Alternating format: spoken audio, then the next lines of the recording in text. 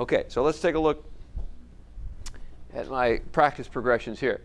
Giving you a couple of three different progressions to work from. I've even mixed in some open chords that we've learned already. Okay, so let's take this first progression, and you have a choice of starting major seventh right here or major seventh right here. Let's do it right here for now, and then we'll go down to G major seventh right here, and then eventually B flat major seventh there. Okay, so here we go. Let's try. We're going to get a little funky on you here.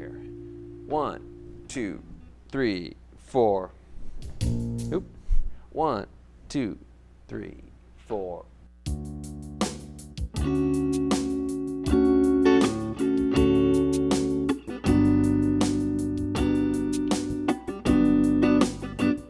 How's that feel?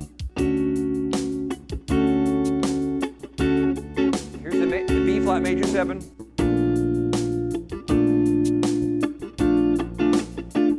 Okay, now we repeat.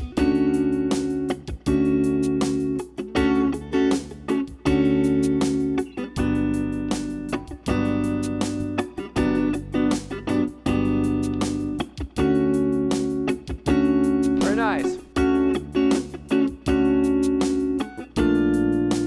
Very good. Let's stop right here.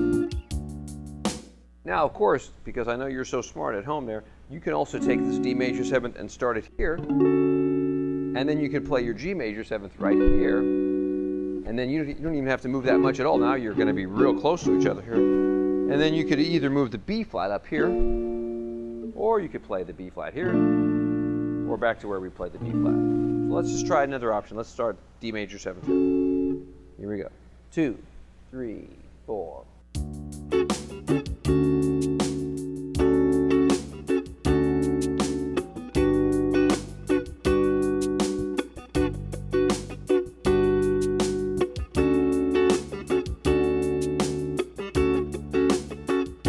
Here's B flat.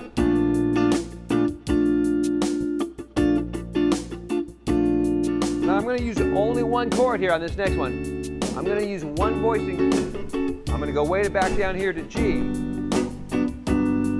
just to get my root changing together.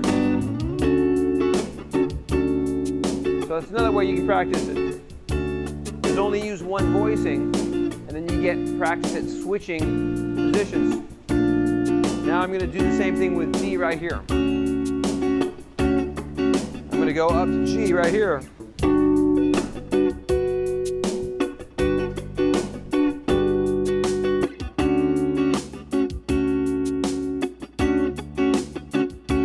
Down to B flat down here now. Okay, so you get the idea. Even with just two voicings like that, you can still get creative in how you practice, okay? So try to think of creative ways to challenge yourself in these lessons, okay? All right, let's go to the next progression now. I want you to see here, we're going to start on D major, or E major 7th here. I've written that down. But I've also combined some major triads and even a dominant 7th chord at the end to put a whole progression together. Now, I don't know if you remember, if I even covered this voicing, but this is a really good B7 chord. It's basically based off of the open B chord here. This is a very useful chord in a dominant shape. Just in case you haven't got that, I'm going to write it down. We don't need this chord anymore. Let's just go ahead and make sure you know this one. This is the famous chord that John Lennon and Paul McCartney drove to the next town because they heard about a guy that knew the B7 chord, right? And there's famous Beatles lore. Back when John Lennon and Paul McCartney were writing songs together, they didn't have all the chords that they eventually figured out later. And they heard about a guy in the next town over that actually knew the B chord. This was the chord they were looking for. So, looks like this. And this is B7. And you can let this open string ring because that's an open B. Okay? So now we're going to be like this. We're going to be playing.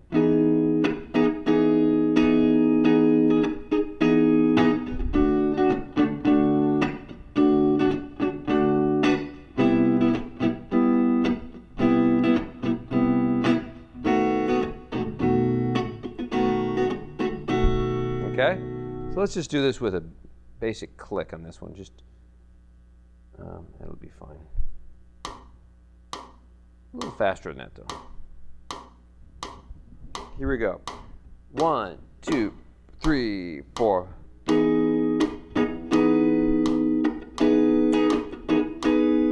D major.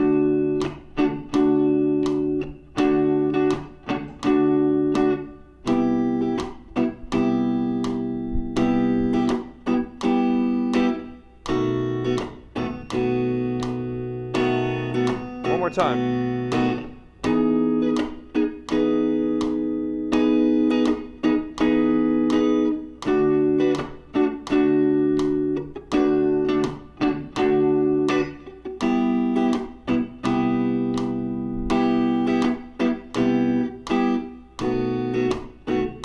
Now I'm going to use some of the other voicings. Now I'm going to go E major here at the top. But I'm going to switch to D right here. And I'm going to go to C major right here. And I'm going to go back down to B7 right here. So there's different ways you can do that as well, right? But I guess I like the first way the best, because whether you know it or not, the reason this sounds good is because the same tone on each of these chords is moving down the scale, right? This is the third going down of E, going down to the third of D, going down to the third of C, okay? And then finally it ends up not exactly on the third, but the root here in this case. Okay, so let's go over the last progression right here on number 3, and let's see what that one sounds like. Maybe that'll be a good groove for it. So now I'm going to start off in an open A minor chord. Okay, now I'm going to show you something that's really cool about this. When I go to the next chord here, F major 7 is what I want. I'm going to show you something that's so neat about this. A minor right here, right? All you have to do to make the F major chord is simply put your first finger right on the root of F. That's how closely related A minor is to F major 7. So it's very easy to finger. So we're going to be playing kind of this kind of a strummy thing like.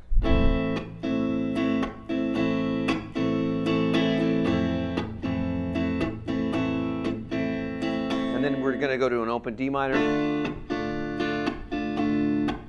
then we're going to go to an open E7. All right, so it's a very kind of nice minor sounding progression. Let's play it over this groove right here.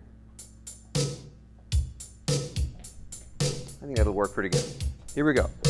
1, 2, 1, 2, 3, 4.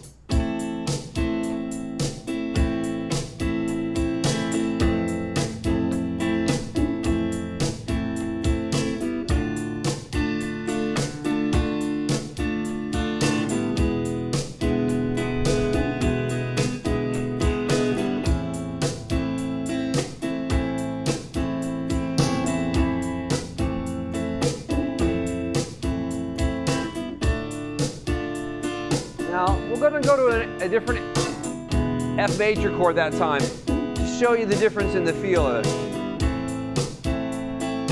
I'm going to go up to the other one, right, and back down to D minor, down here.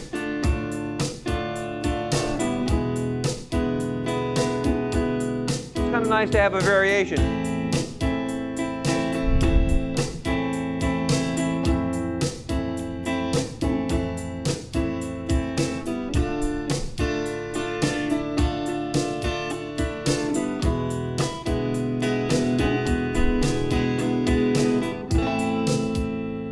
Okay, so obviously the more chord voicings you know, the more chord positions you have, the less you have to move around, right? And you can make choices about the kinds of chord moves you want to make based on musicality, right? When I went A minor and I went way up here to F major, there was other F major chords I could have played. I could have played that one there or this one right here, but I wanted to show you only with just 2 chords of of major 7, you can still make this progression come alive.